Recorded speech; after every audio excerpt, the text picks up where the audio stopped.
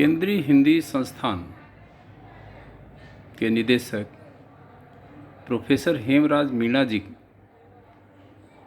भारतीय भाषाएं और लोक भाषा सर्वेक्षण पर एक बहुत बड़ा शोध प्रस्तुत करना अपने जीवन के लक्ष्य में और चिंतन में जो अनुकूल प्रतिकूल परिस्थितियों के बीच अध्ययन किए, उस पर एक व्यापक सर्वेक्षण जनमानस के सामने देने के लिए आज हमारे बीच में हैं। उनका सानिध्य प्राप्त हुआ राजस्थान ब्रजभाषा समारोह में। उत्कंठा जगी कि डॉक्टर साहब से देश के अंदर स्थिति परिस्थिति पर एक विचार राष्ट्रभाषा हिंदी के भारतीय भाषाएं और लोक भाषा सर्वेक्षण पर विचार लिया जाए। डॉक्टर हेमराज मीणा साहब अपना विचार प्रस्तुत करें। डॉक्टर हेमराज मीणा। 1982 से मेरा गहरा संबंध रहा है भारतीय भाषाओं और राजभाषा, राष्ट्रभाषा, विश्वभाषा हिंदी की संस्थाओं से, और मैं 1982 से केंद्रीय हिंदी संस्थान से जुड़ा रहा और 3-4 केंद्रों पर मैंने क्षेत्रीय निदेशक के रूप में अपने दायित्व को निभाया और मेरा कर्म क्षेत्र समूचा दक्षिण भारत और पूर्वोत्तर भारत के 8 राज्य मुख्य रूप से रहे हैं। मैं अनुभव करता हूँ कि मातृबोलियों तथा मातृभाषाओं को सम्मान प्रदान करना हमारा सांस्कृतिक कर्तव्य है। सन 2021 में संपन्न होने वाले जनगणना कार्यक्रम में जनभाषा या लोक भाषा सर्वेक्षण पर भी राष्ट्र हित में गंभीरता के साथ ध्यान देने की ज़रूरत है। मातृभाषा सर्वेक्षण और गणना से भारतीय भाषाओं की उपभाषाओं, उनकी बोलियों, उपबोलियों का भविष्य जुड़ा हुआ है। हम लगभग 1000 वर्ष से सैकड़ों भाषाओं, बोलियों को हाशिए पर धकेलते रहे हैं। जनपदीय बोलियों और भाषाओं को सत्ताधारियों की राजभाषाओं ने गहरा नुकसान पहुंचाया है। भाषाओं की जाति, धर्म, संप्रदायगत संबद्धता ने भी कुत्सित भाषाई राजनीति को हमारे देश में जन्म दिया है। भाषाई राजनीति का बीजारोपण ब्रिटिश काल में हो गया था। हर अंग्रेज जॉर्ज अब्राहम ग्रियर्सन नहीं था, न हो सकता है। अधिकांश अंग्रेज ईसाई हितों और चर्च की नीतियों के पोषक थे। स्वतंत्रता प्राप्ति से पूर्व जिन्ना की मानसिकता ने भाषाओं को धर्म और जाति के सांचों में ढालने का कार्य किया था।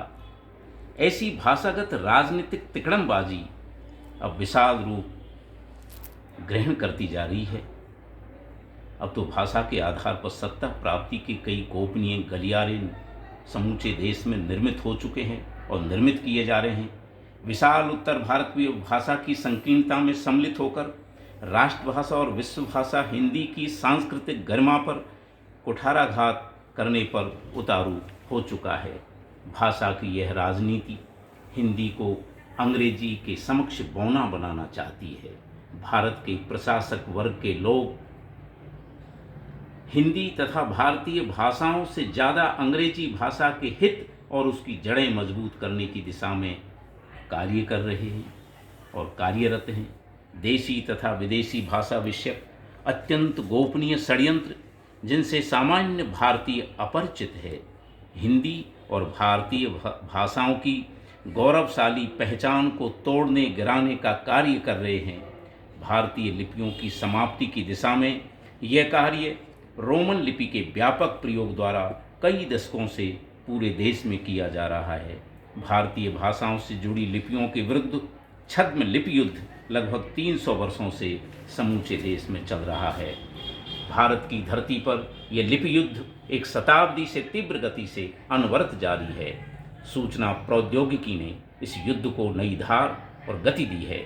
आज लिपि के स्तर पर मिजोरम राज्य की मिजो अर्थात लुसाई, मेघालय राज्य की खासो, गारो, जैंतिया, नागालैंड राज्य की 19 नागा भाषाएं जिनमें आओ, अंगामी, सेमा, लोथा, कुकी, गारो, फोम, शांगतम और नई संगम भाषा तेनीदिए आदि तथा संपर्क भाषा नागामीज, मणिपुर राज्य की माओ, मार, कबुई आदि कई जनजातीय बोलियां और भाषाएं पूर्णतः रोमन लिपि को अपना चुकी हैं।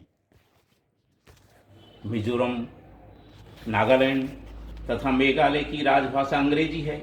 हमारी भाषा विषयक उदासीनता और गैर जिम्मेदारी ने इन विदेशी भाषाओं को पनपने का मौका दिया है। त्रिपुरा और असम राज्य की कुछ जनजातीय भाषाएं रोमन लिपि की मुट्ठी में कैद होती जा रही है। पूर्वोत्तर भारत का जो जनजातीय समुदाय चर्च की शरण में जा रहा है, वे अपनी अपनी जनजातीय भाषाओं के लिए रोमन अपनाता जा रहा है। निकोबार की निकोबारी भाषा भी रोमन में ही लिखी जाती है और उसका समूचा पाठ्यक्रम रोमन लिपि में निकोबारी भाषा में तैयार हो चुका है। असम की राभा को अभी बचाया जा सकता है, अन्यथा निकट भविष्य में वह भी रोमन की गिरफ्त में जाने वाली है। उपरोक्त परिप्रेक्ष्य को ध्यान में रखते हुए एक एक बोली, उपबोली, भाषा, उपभाषाओं सहित समस्त जनजातीय समुदायों की प्रामाणिक गणना आगामी जनगणना कार्यक्रम के अंतर्गत आवश्यक और अनिवार्य है। भाषा सर्वेक्षण के साथ साथ जाति और जनजातीय समुदायों की गणना और उनके भौगोलिक क्षेत्र का भी प्रामाणिक दस्तावेजीकरण आवश्यक है। इसके आधार पर हम भारतीय भाषाओं की बोलियों, उपबोलियों और समस्त भारतीय भाषाओं की लिपियों के संवर्धन, उनके विकास और संरक्षण की दिशा में महत्वपूर्ण कार्य कर सकते हैं। इसके लिए निकट भविष्य में हमें समस्त भारतीय भाषाओं, समस्त जनजातीय बोलियों और भाषाओं पर केंद्रित एक भारतीय भाषा विश्वविद्यालय बनाने की महती आवश्यकता है। धन्यवाद।